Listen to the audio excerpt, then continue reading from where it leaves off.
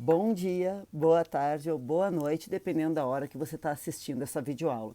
Nossa videoaula de hoje vai ser Como se escreve a história, de Paul Veyne, obra de 1971, que cabe agora retomarmos algumas das suas contribuições, principalmente como homenagem a esse historiador e arqueólogo, né, que acaba de falecer, faleceu agora em setembro, né, de 2022, 29 de setembro de 2022, e eu decidi retomar algumas contribuições dessa obra tão original, meio como homenagem, meio para a gente trazer para as nossas discussões em sala de aula.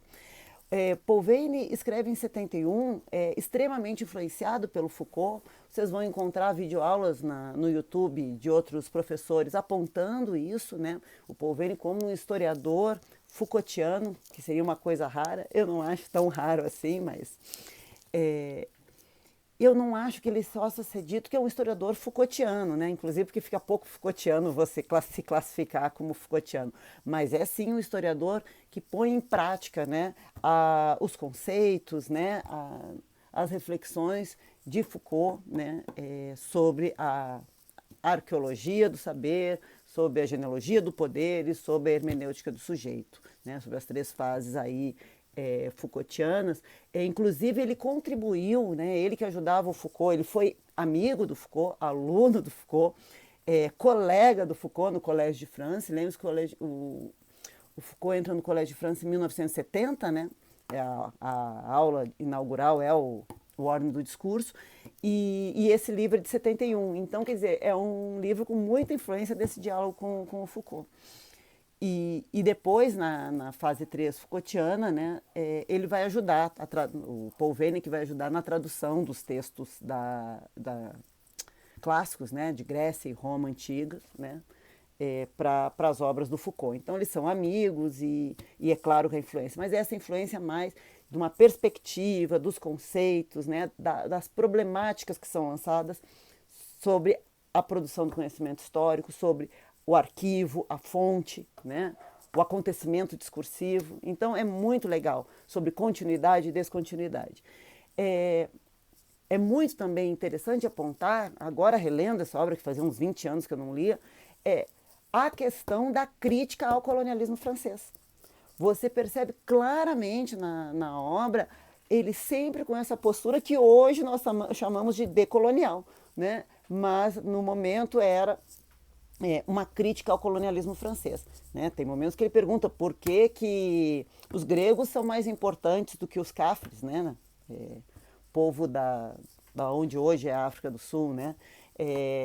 Por que a história europeia, que é nacionalista, chauvinista, imperialista, né? Xenófoba, é mais importante do que a história dos povos considerados primitivos, né? Ele vai apontar que a operação intelectual, né, o conhecimento intelectual, história, ele é uma condição antropológica, né, de diferentes formas nas sociedades humanas, mas por que a forma de pensar a sua historicidade na sociedade europeia seria a correta, a melhor e não a dos outros povos? Né? Se ele estivesse escrevendo hoje, a gente diria que apesar de ele usar o termo primitivo, ele está sim propondo aí uma decolonialidade, né, epistemológica, mas não podemos ser anacrônicos, mas é importante mostrar a postura crítica de um homem branco, francês, heteronormativo, em 1971, né, apontando essa questão, sendo crítico em relação à colonialidade e ao eurocentrismo. Inclusive, tem uma frase do Paul Veyne, né, uma frase do Foucault, que o Paul Veyne cita, que né, que o Foucault sempre dizia: aqui está meu amigo Paul Veyne, tão simpático quanto um heterossexual pode ser. Então é isso, tão simpático e tão decolonial quanto um heterossexual pode ser.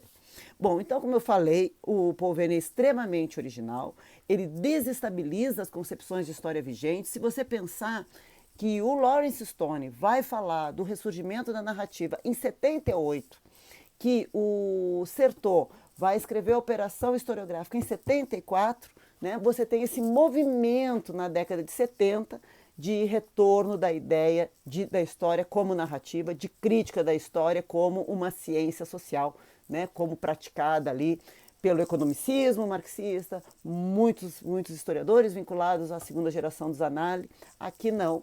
O Paul Veyne, em 71, está apontando, não, é uma trama, né? É uma narrativa verdadeira. Então, vamos apontar um pouco algumas questões dessa obra do Paul Veyne. Outra questão que eu gosto de apontar do Paul Veyne é a ideia que eu já acabei de falar, a história é pequena, a história é uma atividade intelectual. Para o Paul Veyne, a história nunca é história com H maiúsculo. A história Geschichte, né? Falo eu, ou seja, aquela história com destino pré-estabelecido, com um sentido pré-estabelecido. Ele vai dizer, não existe motor na história, né? Não existe locomotiva da história. O que faz com que uma dimensão seja mais importante que a outra é a opção da intriga, né?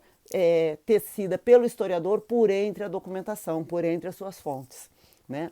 A história, então, não tem leis, ela não é ciência, né? Ela não tem leis, ela é sublunar, ou seja, ela trata de acontecimentos humanos, né, no mundo material do cotidiano.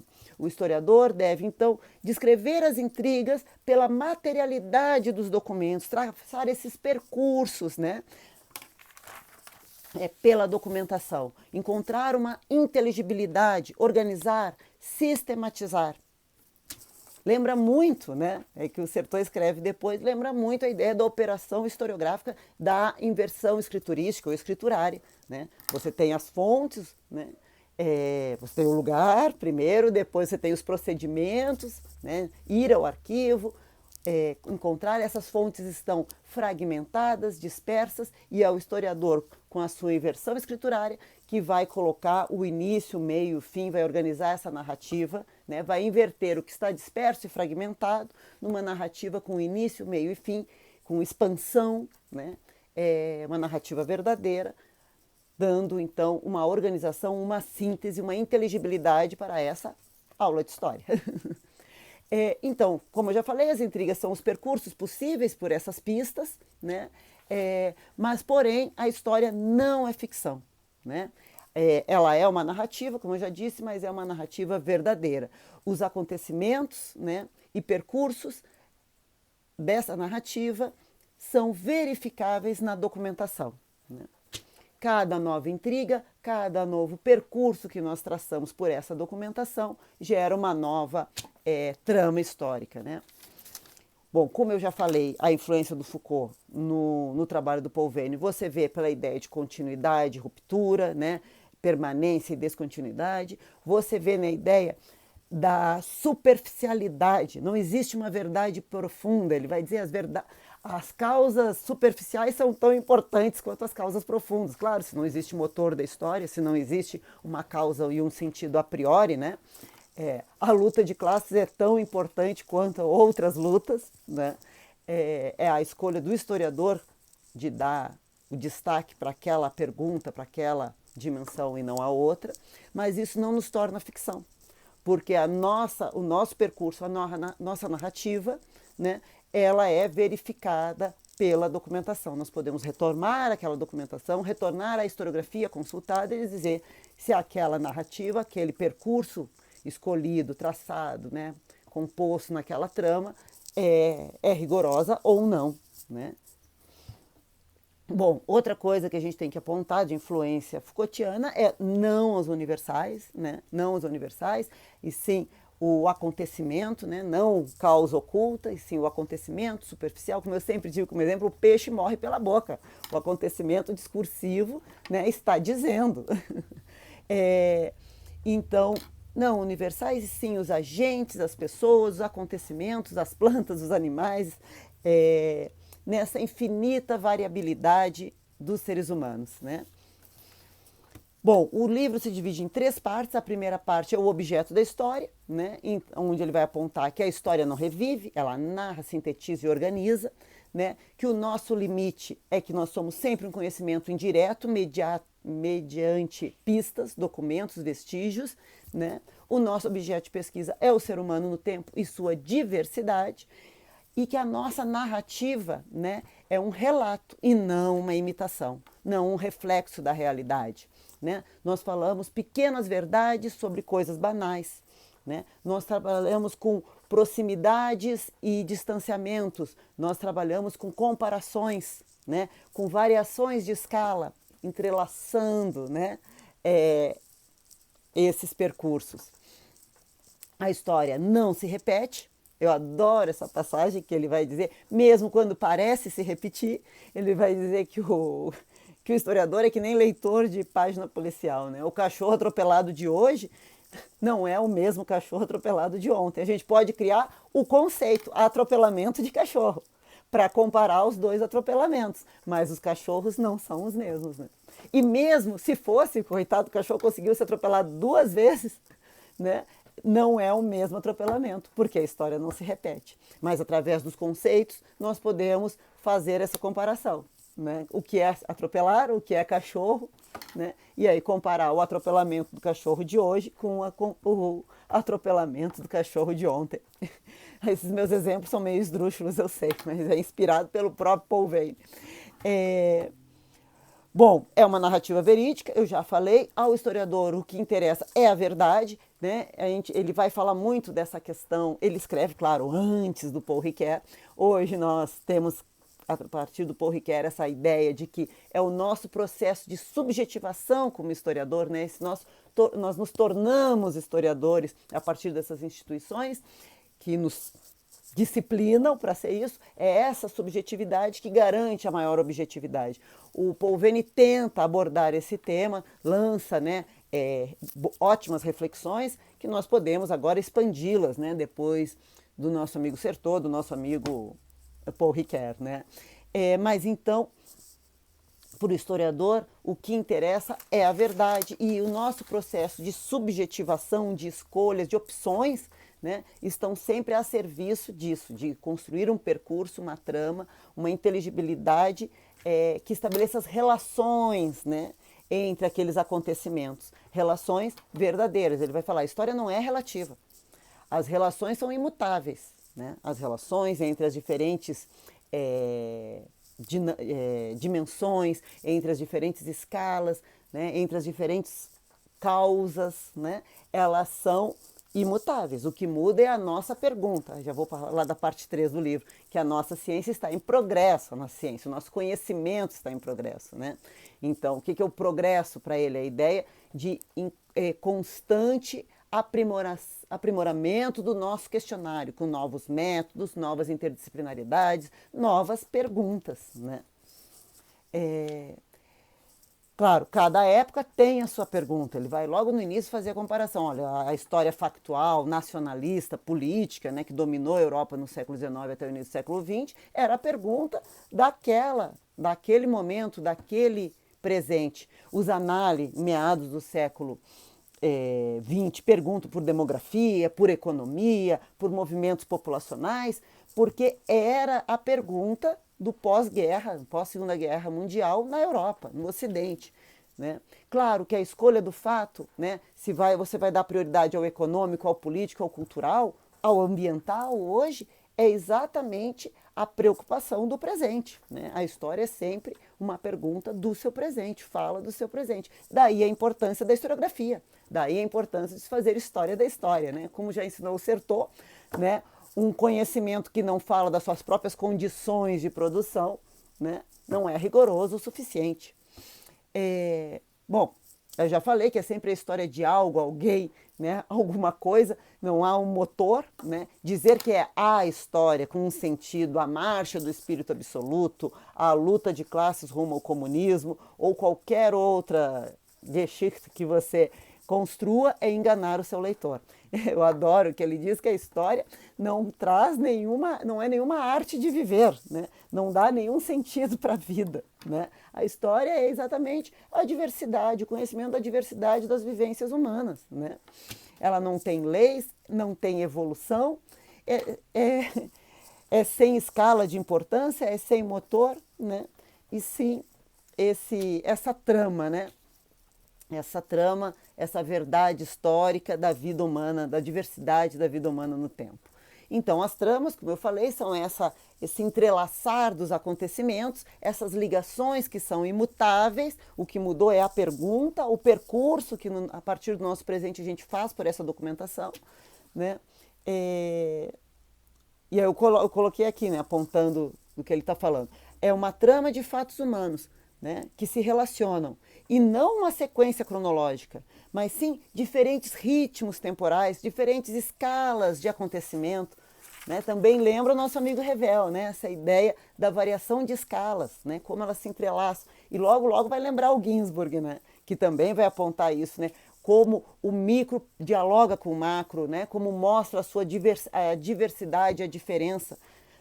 O grande movimento demográfico é tão importante quanto a diversidade individual. Não existe uma escala de importância, né? É o historiador que dá o destaque, né? Que mais que eu quero apontar? A história não é arbitrária, né? Como ele disse, ela é sublunar, né? Ele vai falar, né, que existem diferentes ângulos de você abordar os seres humanos que estão numa rua, mas ainda existe os seres humanos na rua, né? Vai também destacar que a história não é um novo humanismo, né? Ela não tem transcendência, eu já falei dessa influência crucial do Foucault aí, né? Quer dizer, não aos universais, não às abstrações, né? Ele é um historiador arqueólogo, então é exatamente isso, é uma arqueologia, né? Perceber os diferentes níveis, perceber as rupturas, perceber as permanências, né? Ao historiador interessa o que é interessante, né? O que é pequeno. Na página 37 da obra, nessa edição da UNB, que a gente já vê a ideia da crítica ao eurocentrismo. Ele vai dizer que tudo é digno de história, né? Por que os valores europeus são mais dignos de história do que os valores dos outros povos? Outro ponto importante que eu já falei e que eu quero reforçar é que o acontecimento é a fonte. A fonte é o acontecimento, ou seja, não tem uma verdade por trás, né? Aquela coisa que o Foucault já nos ensinou e que o Paul Veyne é o melhor aluno, né? Não está por trás, está sendo dito. Né? Não tem ler nas entrelinhas, tem que ler as linhas. A existência daquela fonte já é o acontecimento, né? Já não está escondido por trás. O acontecimento não é uma representação de algo que está por trás. Não, o acontecimento é a fonte. Tá? Que mais? Aí nessa parte também que eu já citei isso, né? Que os gregos são tão importantes, né? Quanto os cafres são tão importantes quanto os gregos. Eu falei que ele é crítico ao colonialismo, né? A história é um conhecimento desinteressado, né? Todo fato é digno de história para o historiador. Também já falei que a história é uma atividade intelectual, né? Sem relativismo, mas sim com subjetividade, né? Tá aqui, ó. No ponto 5, ali perto da página 45, que ele vai falar, na história não é existencial. Quem dá sentido existencial é a memória, né? A história é uma atividade intelectual, é um conhecimento, né? Um conhecimento antropológico. Né? Todos os povos têm alguma forma de história, né?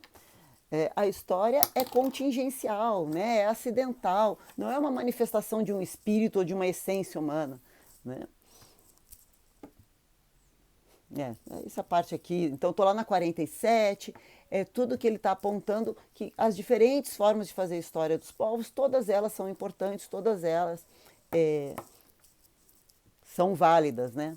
E quem escolhe olhar uma ou fazer de um jeito ou de outro são as historicidades, aí eu falo historicidades porque eu já li Hartog, as historicidades, né? De cada momento, de cada sociedade, de cada cultura. Bom, no final da parte 1, pouquinho antes da parte 2, a compreensão, que ele vai falar que a história é inofensiva, sem relação com a política, pois são verdades decepcionantes, né? Apenas um conhecimento e não uma sabedoria ou uma arte de viver. Bom, ele vai falar isso, mas eu não concordo. Como eu já disse, eu acho sim que a história tem um potencial iconoclasta ao mostrar que tudo que existe é contingencial, é escolha, né? Foi feito pelos seres humanos. E se foi feito assim, poderia ter sido feito de outra maneira. Não existe ser na história, mas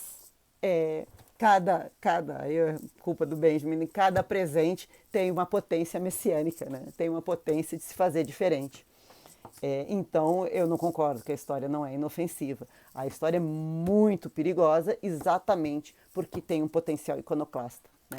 Ao desnaturalizar, né? A desnaturalizar as coisas humanas e mostrá-las como históricas, como opções, como construtos das sociedades humanas. Bom, a parte 2 é a compreensão, que eu vou falar na próximo vídeo.